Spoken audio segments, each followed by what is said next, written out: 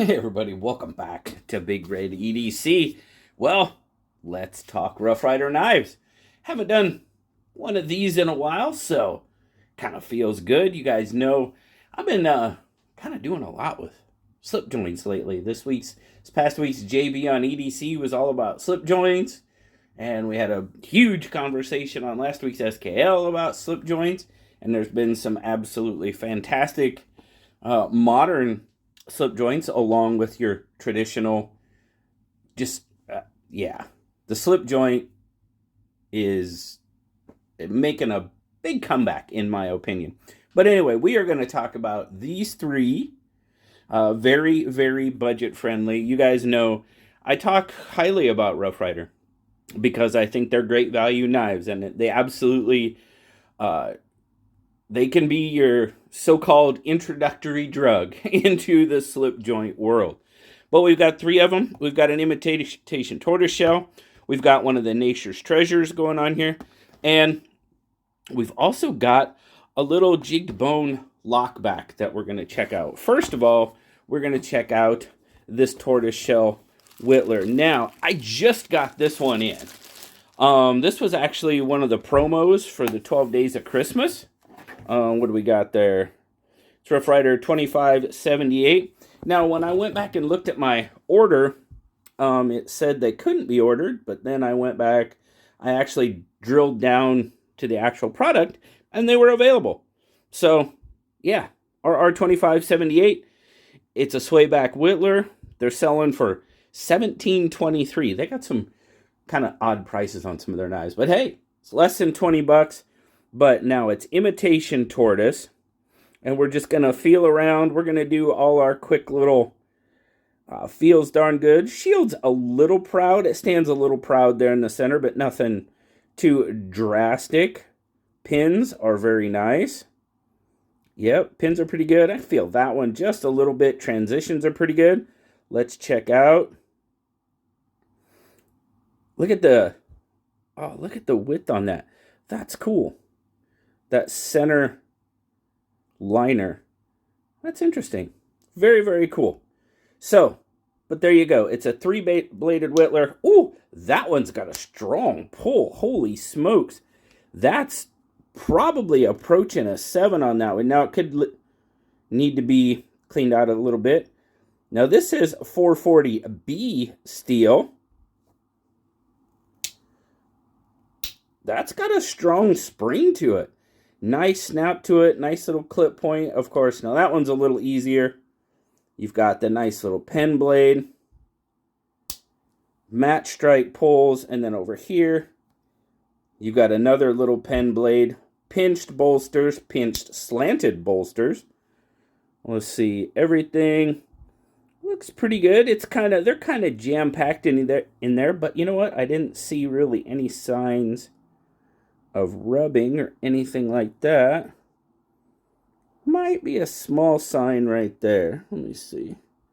No, I think it was just some schmutz. Just some schmutz, I think. Otherwise, yeah, looks pretty darn good. I don't know if you guys are into the imitation tortoise shell.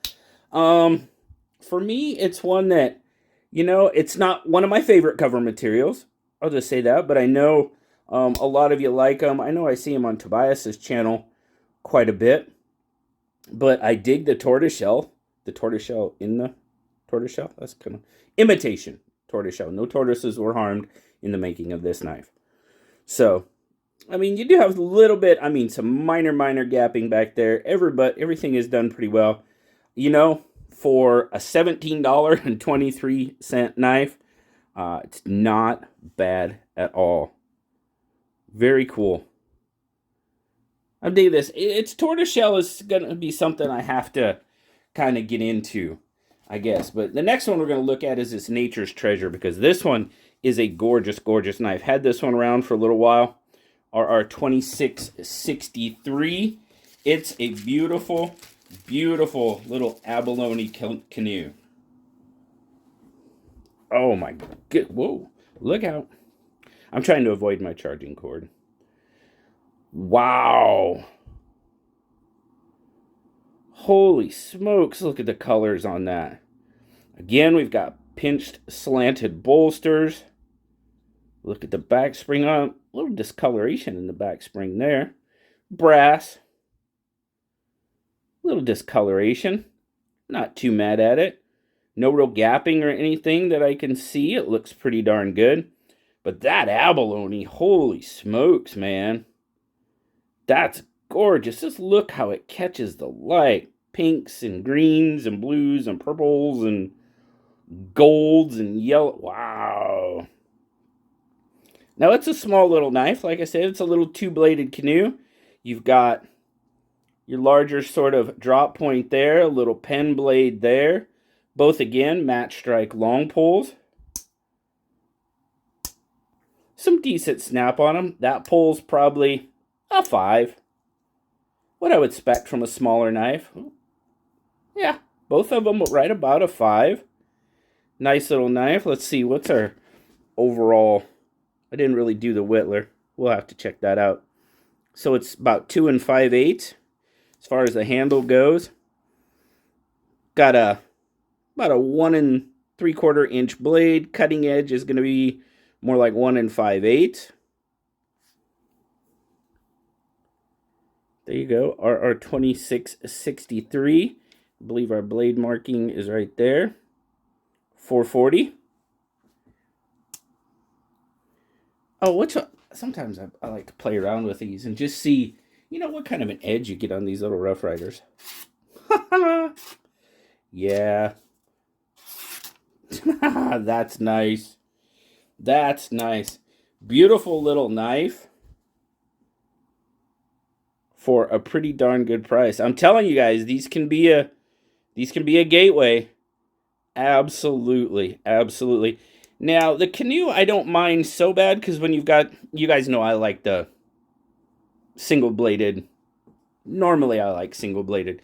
The Canoe isn't too bad, because that smaller blade is usually low profile enough that you really don't feel it in the grip. Copperhead is another one. Well, you know what? We're going to go back to the imitation tortoiseshell, because I want to give you a little bit more of a spec on it. So this one, we're looking at, yeah, 1, 2, 3, 4, 5, 6. Yeah, about 6 1/4. About 4 3/4 on the handle. Going to give you roughly about 2 1/4, 2 3/8 on the blade, and then just over a 2-inch cutting edge on this one. We'll check the edge on the main blade on this one. Not too bad. Not too bad at all. So, very, very cool. I'm liking it. This one's strong. Golly. That main blade, that's about a 7. That's got to be close to a 7 on that pole. But, oh, man, gorgeous. The colors just catch my eye. I'm just like, wow. And then last but not least, like I said, we've got this little, we got the 763, or our 763. It's called the Amber Jigged Bone One-Armed Razor Lockback. I like the color on that. That is a really, really nice color. Really nice color. Jigged bone. I mean, the pins and shield are even done really nicely with that jigging. Check the log. Got some tiny gap. We got a little... No, it's not bad. It looks like it's a little raised, but it's really not. Again, a little minor gapping. Nothing I'm going to be too mad about. Yeah, with that jigging, these pins are set really nicely. In that... Yeah. Done very well. Lockback, of course. Now we've got the long pole. Now that one was pretty light. That one was pretty light in the pole. I'm going to say that's maybe about a 4. Match strike long pole. It's easily opened. Now I'm not worried about it shaking out or anything like that. Lockback. Yeah, it seems pretty solid. I'm squeezing on it, pushing on that back, keeping my fingers out of the way. Yeah. Seems pretty solid. Brass liners again. There you go. Little schmutz on the blade. Whoa, we'll clean it off. What do we got there? 440 razor sharp steel. 763. But there again, I always like pointing out the one-armed aspect of this. And for those of you that just may not know, the one-armed knife was actually brought into existence after the Civil War. After several Civil War soldiers had ended up losing their arms in battle, and pretty much everybody carried a pocket knife. And the whole reason, and I have this here, and I gotta find me there we go, there's a seam.